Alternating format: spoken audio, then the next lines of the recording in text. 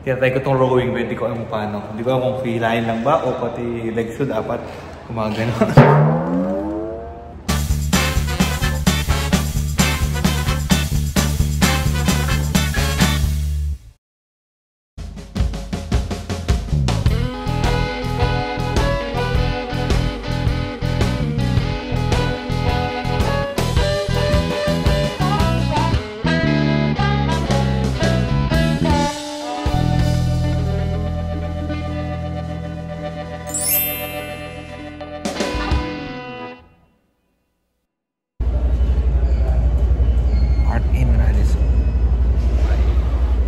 Park in by Radisson Clark.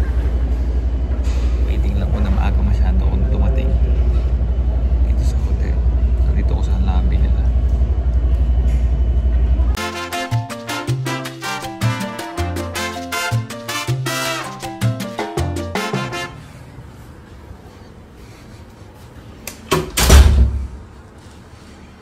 Room tour, TV, bed, desk.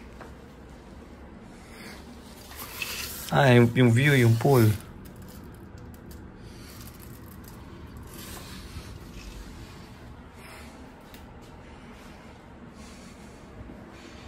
Ito yung second floor lang.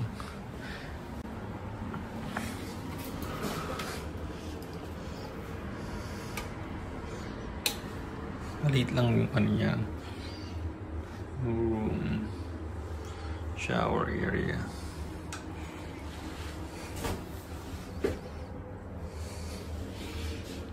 Toilet. So mamaya pupunta kami sa gym. Okay, 24 hours naman pala yung gym dito. So kahit anong oras. Dahil simula tayo mag healthy living.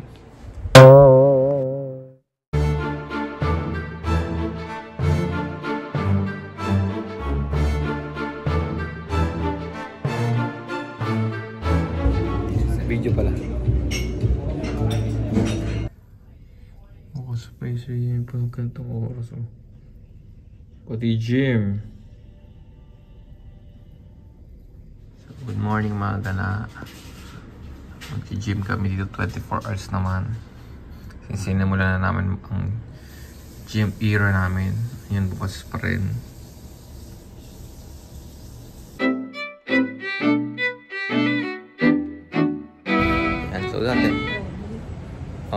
So dati mga gala, pupunta kami sa hotel.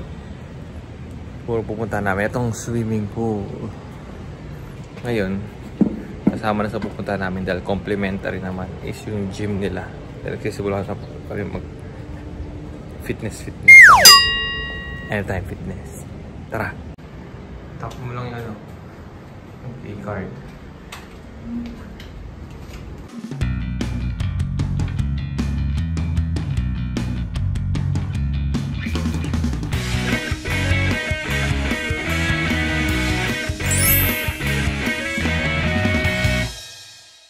So sa wakas, mag-isa na lang kami dito.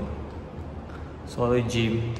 Tinatry ko itong rowing, pero hindi ko alam kung paano. Hindi ko alam kung freeline lang ba o pati legs ko dapat gumagano. Comment down below paano. Madali na lang kasi. No pain, no gains. So, 3 seconds na.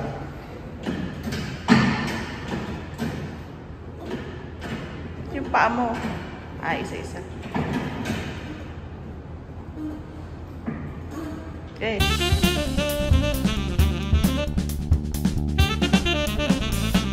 Yan, tapos na ang gym for today's video. Pupunta na kami ngayon sa breakfast buffet para bago dire-diretso na. Let's go!